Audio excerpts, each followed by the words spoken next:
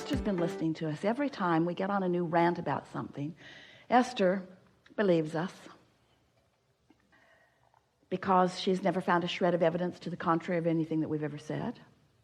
So she digs into the process that we recommend and finds the manifestational results. So recently, she's been noticing conditions that are not pleasing. Some conditions that are mildly annoying, some conditions that are enormously annoying, some conditions that are unspeakably uncomfortable in the world.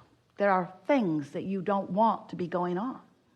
So when she finds herself, for whatever reason, giving her attention to one of those conditions, and she takes the emotional hit of it, she can feel that the opinion of her inner being and the opinion of her, that the opinion of Abraham and the opinion of her are very different opinions, because she can feel the discord, the negative emotion, the tug of war.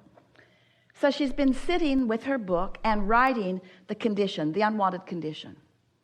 This is what's going on, and I sure would feel better if that condition did not exist.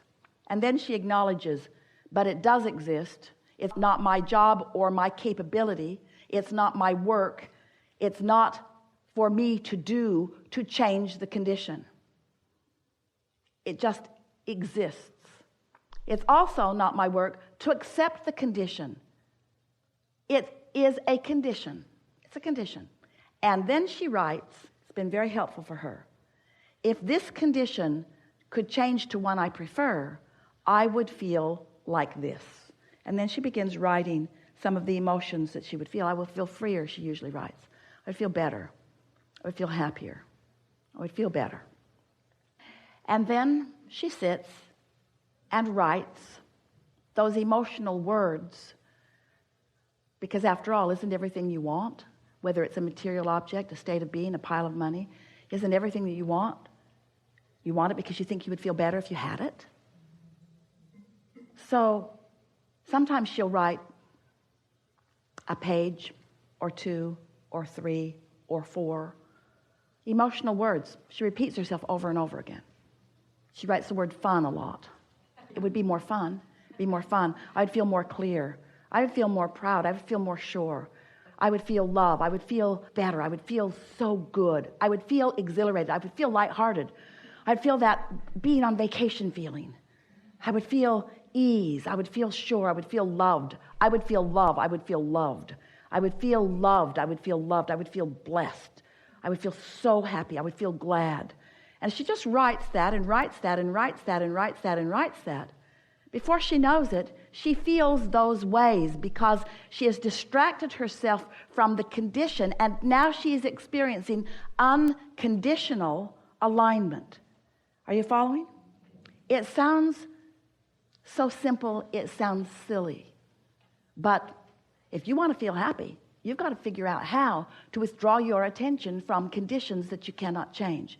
And even before that, it would be very helpful if you would accept that you cannot change any condition other than the way you feel. Do you accept that you came into this life experience with reason or purpose? And that expansion is the reason or purpose? Moreness. More. So, is it therefore, leading questions, logical to you that what exists now is the bouncing off for what's coming? Isn't that logical? So now we just want to put a very simple question to you, and we want you to ask it of yourself often, every day, several times a day. Did you come to catalog, pigeonhole, document, justify, rationalize what is, or did you come to bounce off of it? Really? So, do you feel, we've sort of led you along to this awareness, can you feel how really silly it is to be spending so much time defining what is? Explaining it, defending it, justifying it, cataloging it, pigeonholing it, comparing it. Can you feel how It just all exists for you to bounce from. And can you feel that you kind of want to give your attention to where you're bouncing to rather than what you're bouncing from? And do you realize that if all of your attention, or even most of it, is on what you're bouncing from, you don't bounce to anything different. You just keep recreating what is. And that really is the thing that we want you to recognize and realize.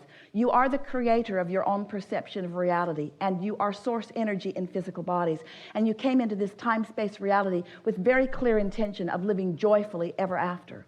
And you knew that there would be enough dynamics, that there would be enough variety and contrast to help you make constant new decisions about what you want. And you knew that you had the ability to move toward all of that. But you also knew that it wasn't the arriving at the destination that you were about. It's the journey. It's the continual finding of alignment. So the other day, Esther's been listening to us talking about this. We've been talking about it quite a bit. And she's determined because she so wants to feel good. So she was sitting in Texas in a chair in her living room that looks out across the pool. And she was in such a heightened state of well-being that as she looked out there and saw the crane statues, they're just magnificent, and the beautiful oak trees that are right there, right on the other side of her pool. And the pool itself and all of its engineering and beauty and sound as she looked around, and then the red bird that stood on the point of a tip of a tree and just looked at her. And as Esther is looking at all of this, she is feeling, she's reaching for words to describe to you. You sort of have to kind of be there, but rapturous, elation, unspeakable well-being, indefinable well-being, all the well-being of the world being experienced by her right now. It's a feeling of feeling blessed and loved. And as she sat there, basking in this moment in time and loving the idea of it lasting forever and ever and ever and ever and ever, it started fading as she focused a little laxly. And then she said, "Aha, Abraham, I've caught you in a inconsistency here because these are conditions that I am focused upon and I feel good. So don't talk to me about unconditional love, because these are conditions and I love them." And we said, here's the difference. You were in that state of love before you realized the depth of the beauty of these conditions. You weren't using these conditions to conjure the feeling of love. You were there, and then you realized them. It's the horse before the cart thing, isn't it? In other words, feels like nitpicking. It feels like splitting hairs. It feels like something that we are making more simplistic than you want it to be. But it is that easy. You just have to decide that you want to feel good and stop thinking about things that keep you from feeling good. You're like a cork that bobs on the surface, and that's what feeling good is. You can hold that cork under the water, but when you let go, it's going to bob back up. And this is the thing that we want you to realize about yourself and others. And most of you don't realize it about yourself and others. Happiness is your natural state and would be your state if you weren't thinking thoughts that introduce contradictory energy that keep you from being where the source within you is. That is your natural state. And if you are not happy in any moment, something is out of whack, and it's you. And so, one last bold statement that we want you to contemplate. And once you contemplate it and come over time to accept it completely, it is our promise to you that you will then begin your living happily ever after phase of your life experience. Sometimes as your path is unfolding, the perfect thing along the path is a problem coming into greater clarity. Because at the same time that a problem is coming into greater clarity, you are creating the solution in your vortex. Then all you got to do, once you have sufficiently created the solution by poking around at the problem, you just have to decide to be a little more unconditional for just a little while. And the solution will reveal itself to you in very short order. You're going to reach the point that you bless every problematic person in your experience. Oh, you are responsible for major growth within me. I would not be the person I am today if it were not for the harassment that you have provided for me. I'm so appreciative of everything that you've caused me to desire that you're not. And when I gained the wisdom to stop making your deficiencies be the basis of my vibration, then everything that you helped me to become, I began to realize. And then you're going to love all of the components of this magnificent world, because we really are all in this together. And when you stop needing to demand the conditions to be a certain way for you at a certain time, you will find freedom. You will find the freedom that you've been looking for. You'll find the joy that is natural to you, and you will begin the living happily ever after phase of your life experience, which, as far as we are concerned, should be the only phase that you are ever in. When a conflict that you are observing, whether you are personally involved in it or observing it from a distance, when you're in the middle of contemplating it, you are launching preferences. But most humans do not become a vibrational match to their preferences. They remain a vibrational match to the condition that caused the preference to be born. So when we talk about withdrawing your attention from conditions that make you feel uncomfortable, that makes people like you want to come forward and say, but how can we help if we are not aware of the problems? And we agree to that to this extent. Your attention to the problem is creating a global solution. Mass consciousness, with all of its involvement in war and all of its awareness of war, in all of its awareness of poverty and awareness of starvation and awareness of plagues, have launched rockets of desire collectively. But as individuals, you rarely become a vibrational match to what you've launched, because you're so enamored with focusing upon what is. The conditions have got you hogtied to the degree that as humans, you spend almost all of your time focused on conditions and evaluating the rightness or the wrongness of them and the degree of goodness and badness of them, which is just such an utter easy first step. You ought to be way, way past that by now. But the universe can deliver a solution to both.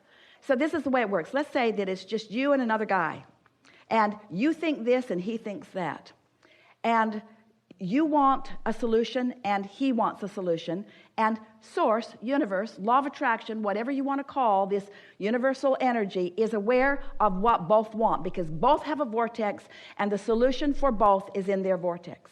But this one, instead of being a match to what's in his vortex, is instead pushing against you. So not a vibrational match to what he wants. The other one, instead of being a match to what's in his vortex, instead pushes against you. So neither one are a vibrational match to the solution that they have created, and both are blaming the other for not receiving the solution, when both could receive a solution that would be completely satisfying to them individually.